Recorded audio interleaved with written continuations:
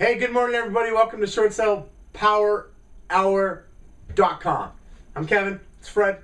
We're Group 4610, and you're watching Short Sale Power Hour. And hopefully you're watching this really early in the morning before Absolutely. Keller Williams family reunion if you're a KW agent. I hope you're in Anaheim with us Yep. and our 10,000 closest friends. And if you're not in Anaheim with us, then you need to get on a plane and you need to come see us in Las Vegas on April 1st. Absolutely. This is no joke. No, here's the deal. You know what? This is how important it is. I was talking with an agent over the weekend who said, oh, yeah, it looks like a great class, blah, blah, blah. I should do it. I just don't know if I should come. I'm going to tell you right now, if you want to step up your short sale game, come. Don't wait for me to come to you. You come to me. We've got like ridiculous, illegal type information. Like, Dude, stuff we've never ever shared Stuff with that, anybody like, on the okay, planet like- except Brian Gubernick. yeah, it's two of us and Brian Gubernick. And Brian is uncomfortable with about 3/4 of the material we're giving out because it's all the ninja throwing stars that the three of us have used to close massive amounts of short sales. It's like over when the last people couple go, well, years. do you have a contact at such and such a bank? Like, Yes, we do, and we may give it to you. We never know. I'm not even going to tell you what we're going to give you, but we're probably foolish for giving it to you, whatever that looks There's like. a reason why we planned only 2 classes and 2 classes only. Get on a plane. I don't care if you're on the East Coast. I don't care if you're in the Northwest. I don't care if you live in Australia. Get your butt to Las Vegas on April 1st and be there for Short Sales Uncensored. What can it cost you to go to Vegas for a weekend? $500 to $800. The ticket's $100. If you can't get to Vegas for like $600 or $700 and stay in a cheap hotel, you will more can't tell you than how many- get that much value out I of the can't. class. Okay, we taught this class once in Scottsdale.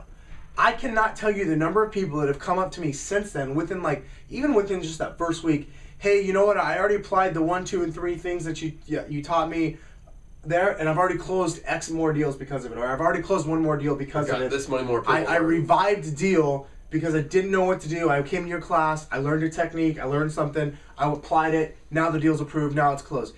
I've heard that from at least 5 or 6 people just 2 weeks out of that class. So I'm going to tell you right now, it's worth it, even if it only helps you close 1 more deal. But I promise you, it can help you close hundreds of more deals if you've got the mindset to apply it. So here's the deal.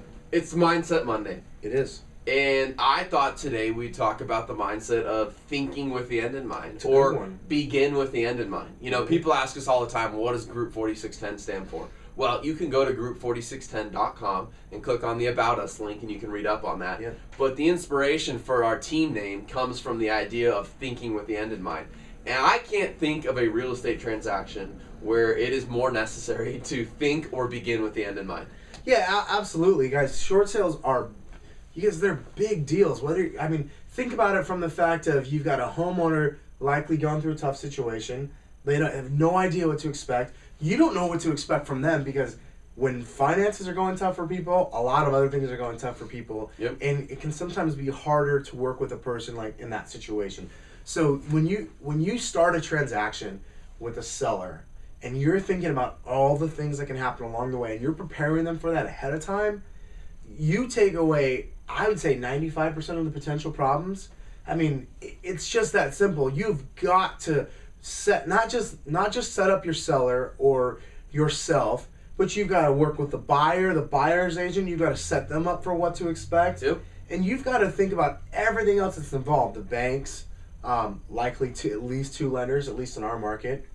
I mean, there's just so much to consider. So many different places in a short sale where something can go wrong, and you've got to consider all of that way at the beginning. Well, and here's what I do. Like when I sit down and I'm talking to a client up front, a lot of times people will ask us as we travel around the country, hey, you know, would you take this listing? They'll actually give us the details. Would you take this listing? And here's what I encourage you to do if you ever ask that question. But here's what we do in all of our transactions. Okay, so I have a seller that comes to me.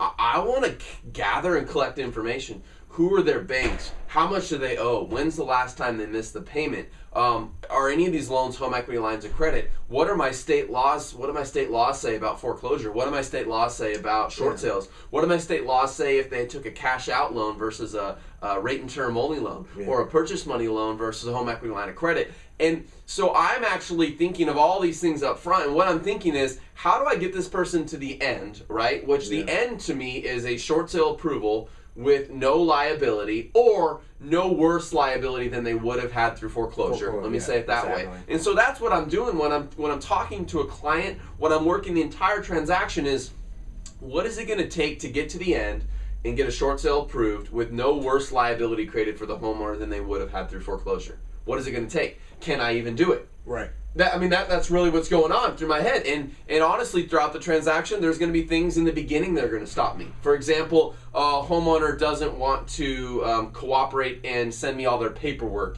They want to list the property of what they owe. They come to me a week before the foreclosure sale date. There's going to be things after I've already taken a listing. A buyer wants to write an offer on our home, but they don't want to put non-refundable earnest money up because they want to go look at other homes and they don't want to be locked into this property.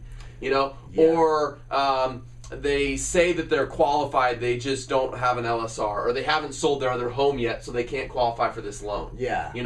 Or the lender happens to be Navy Federal Credit Union, and I know they're collection minded, and so my homeowner tells me up front he's absolutely not going to put any money towards the transaction, even though he's got $100,000 in the bank. These are all and I'm just giving you examples. Yeah, These are all the things that I'm considering, taking all this information in, and I'm going, how do I get to the end? Short sale approval, no worse liability than foreclosure. How do I get there? And you know what? If any place along the way I go, that's not a good combination, I may turn that listing down. Absolutely.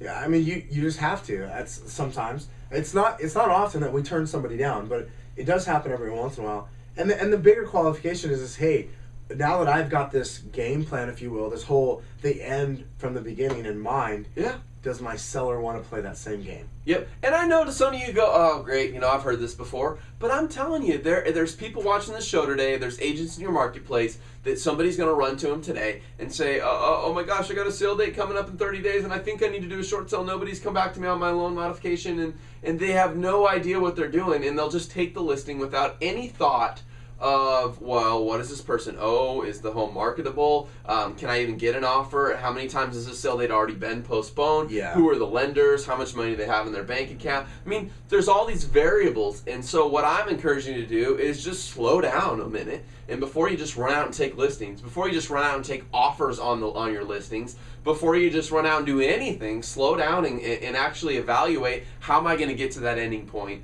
and what obstacles are coming my way. And maybe it's not you don't take the listing or you don't work with the buyer, but at least asking those questions causes you to see the obstacles that are coming up and then causes you to create a solution to overcome them. Yep.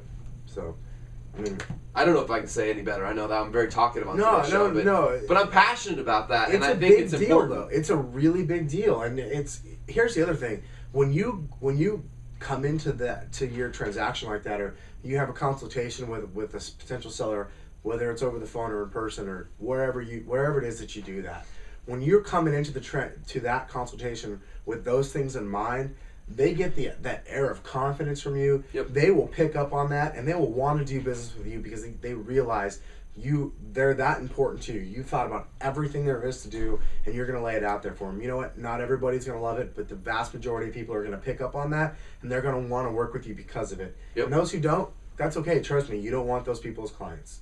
Absolutely. Guaranteed. So, hey, make sure, send us an email today. If you're thinking about coming to Vegas, you're just not sure, send us an email. Tell us what's going on. I'll give you a personal reply by the end of the week and let you know why you should come, or at least answer your questions you might have.